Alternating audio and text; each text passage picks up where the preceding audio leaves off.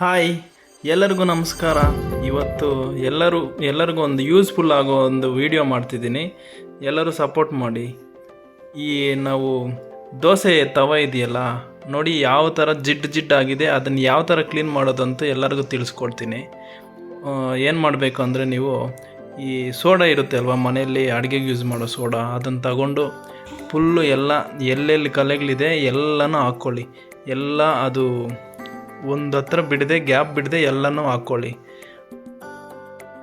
ಇದೇ ತೀರ ನಾನು ತೋರಿಸ್ತಾ ಇದ್ದೀನಲ್ವ, ಆ ರೀತಿ ಹಾಕ್ಕೊಳ್ಳಿ. ನೋಡಿ ಆ ಕಲೆಗಳು ಯಾವ ರೀತಿ ಇದೆ ಅಂತ.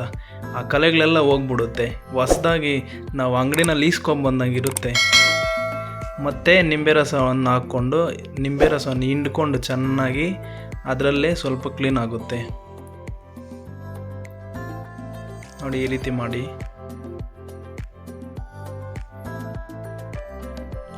ದೋಸೆ ಹಾಕಿದ್ರೆ ದೋಸೆನೇ ಬರ್ತಿಲ್ಲ, ಚಪಾತಿನೂ ಬರ್ತಿಲ್ಲ. ನಮ್ಮ ಮನೆಯಲ್ಲಿ ಏನು ಚಪಾತಿ ಹೋಗ್ಬಿಡ್ತಾ, ತವ ಹೊಸ್ದಾಗೆ ಇಸ್ಕೊಬಂದಿದ್ದು ಹೋಗ್ಬಿಡ್ತಾ ಅಂತ ಕೇಳ್ತಿದ್ರು. ಮತ್ತು ಈ ರೀತಿ ಮಾಡೋಣ ಇರು ಅಂದ್ಬಿಟ್ಟು ಮಾಡ್ತಾಯಿದ್ದೀವಿ. ಮತ್ತು ಗ್ಯಾಸ್ ಆನ್ ಮಾಡಿಕೊಂಡು ಒಂದು ಲೋ ಫ್ಲೇಮಲ್ಲಿ ಸ್ಲಿಮ್ಮಲ್ಲಿ ಇಟ್ಬಿಟ್ಟು ಹೀಟ್ ಆಗೋವರೆಗೂ ಕಾಯಿರಿ ಸ್ವಲ್ಪ. ಮತ್ತು ಸ್ವಲ್ಪ ನೀರು ಹಾಕಬೇಕು. ಜಾಸ್ತಿ ನೀರು ಹಾಕಬೇಡ್ರಿ, ಸ್ವಲ್ಪ ನೀರು ಹಾಕ್ಕೊಂಡು ಚೆನ್ನಾಗಿ ಕುದಿಬೇಕು. ಆ ರೀತಿ ಲೋ ಫ್ಲೇಮಲ್ಲಿ ಇಟ್ಕೊಳ್ಳಿ. ಯಾವ ರೀತಿ ಕ್ಲೀನ್ ಆಗುತ್ತೆ ಅಂತ ನೀವೇ ನೋಡಿ.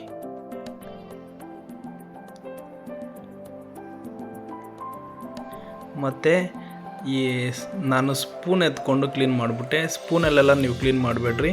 ಈ ನಾನ್ ಸ್ಟಿಕ್ಗೆ ಅವರೇ ಒಂದು ಇದು ಕೊಟ್ಟಿರ್ತಾರಲ್ವ, ವುಡ್ಡಿಂದು, ಅದ್ರಲ್ಲಿ ಕ್ಲೀನ್ ಮಾಡ್ಕೊಳ್ಳಿ. ಯಾಕಂದರೆ ಸ್ಪೂನಲ್ಲಿ ಕ್ಲೀನ್ ಮಾಡಿದ್ರೆ ಸ್ಕ್ರ್ಯಾಚಸ್ ಬರುತ್ತೆ. ಸ್ಕ್ರ್ಯಾಚಸ್ ಬಂದರೆ ತವ ಹೋಗ್ಬಿಡುತ್ತೆ. ನಾನು ಗೊತ್ತಿಲ್ಲದೆ ಕ್ಲೀನ್ ಮಾಡಿಬಿಟ್ಟೆ. ಮತ್ತು ಅದರಲ್ಲಿ ನೋಡಿದ್ರೆ 2-3 ಸ್ಕ್ರ್ಯಾಚಸ್ ಬಂದುಬಿಟ್ಟಿತ್ತು. ಅದಕ್ಕೋಸ್ಕರ ನೀವು ಸ್ಪೂನಲ್ಲೆಲ್ಲ ಎತ್ಕೊಂಡು ಕ್ಲೀನ್ ಮಾಡಬೇಡಿ, ವುಡ್ಡಲ್ಲಿ ಕ್ಲೀನ್ ಮಾಡಿ.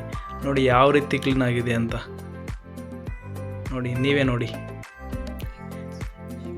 ಮತ್ತು ಸೋಪ್ ಹಾಕ್ಕೊಂಡು ಸ್ವಲ್ಪ ವಾಶ್ ಮಾಡ್ಕೊಳ್ರಿ. ವಾಶ್ ಮಾಡಿಬಿಟ್ಟು ತೊಳ್ಕೊಂಡು ಪಳ ಅನ್ನೋ ಥರ ಇರುತ್ತೆ, ನೋಡ್ಕೊಳ್ಳಿ ನೀವೇ. ನೋಡಿ ಎಷ್ಟು ಚೆನ್ನಾಗಿ ಕ್ಲೀನಾಗಿದೆ. ನಾವು ಕ್ಲೀನ್ ಮಾಡೋಕ್ಕೆ ತುಂಬ ಕಷ್ಟಪಡ್ತೀವಿ, ಆದರೆ ಎಷ್ಟು ಈಸಿಯಾಗಾಯಿತು ನೋಡಿ. ಈ ವಿಡಿಯೋ ಇಷ್ಟ ಆಗಿದ್ರೆ ಲೈಕ್ ಮಾಡಿ, ಶೇರ್ ಮಾಡಿ, ಸಬ್ಸ್ಕ್ರೈಬ್ ಮಾಡಿ. Thank you.